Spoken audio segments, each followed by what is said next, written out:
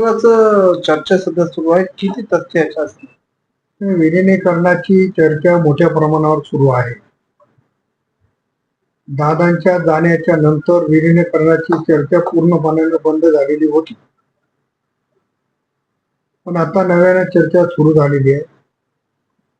खर तर शरद पवार साहेबांच्या राष्ट्रवादीनी सुनेत्रा वहिनीचं नेतृत्व मान्य करून दोन्ही पक्ष एकत्रित काम करतील असं केलं पाहिजे आणि शरद पवार साहेबांनी आशीर्वाद देण्याची भूमिका घेतली पाहिजे असं माझं वैयक्तिक मत आहे. राष्ट्रवादी शरद पवार गटाचे प्रदेशाध्यक्ष म्हणत आहेत की अशी कोणतीही चर्चा नाही, विलीनीकरण होणार नाही.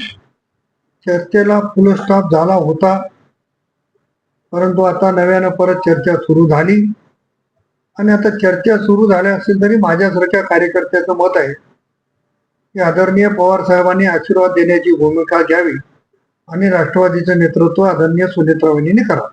सुनीता मुख्यमंत्री व्हावेत असे देखील तुम्ही म्हणत.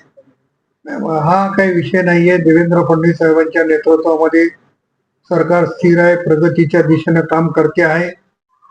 त्याच्यामुळं या गोष्टीवर भाष्य करणं पण उचित होणार नाही असं मला स्वतःला वाटतं. जिल्हा बँकेची निवडणूक सुरू आहे, काही बिनविरोध आले. आता आज प्रचारात नारोजी बोललात, काहीच नाही.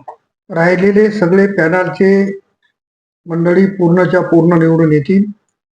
बँकेच्या निवडणुकीच्या पूर्वी बँकेमध्ये कुठलंही पक्षीय राजकारण न करता एकत्रित राहण्याचा निर्णय आम्ही सर्वांनी मिळून घेतलेला आहे. त्याच्यात अशोकरावजी चव्हाण यांनी पुढाकार घेतलेला आहे आणि आम्ही सर्वांनी त्यांना समर्थन दिलेलं आहे. त्यामुळे चुकून ज्या काही ठिकाणी निवडणूक होत आहे त्या ठिकाणी पॅनलचे सर्व उमेदवार विजय होते. संजय सोयरे बँकेच्या निवडणूक लढत आहेत अशी देखील टीका होत आहे. लोक काय टीका करते याला नाही. बँक नेटवर्क वाढवण्यासाठी सर्व पक्षांनी पक्षाचे जोडे बँकेच्या बाहेर सोडून एकत्रित काम करायची भूमिका घेतली. ही भूमिका अतिशय स्वागतार्ह आहे आणि त्या भूमिकेचं स्वागत करू.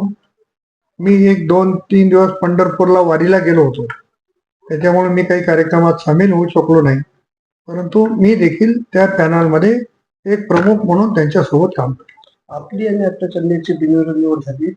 अशोक चव्हाण साहेब बिनविरोध करण्यासाठी कुठे अपयश ठरले का? मुदखेड भोकर मध्ये नाही, असं काही झालं नाही की माझं बिनविरोध झाला आणि त्यांच्या मतदारसंघात.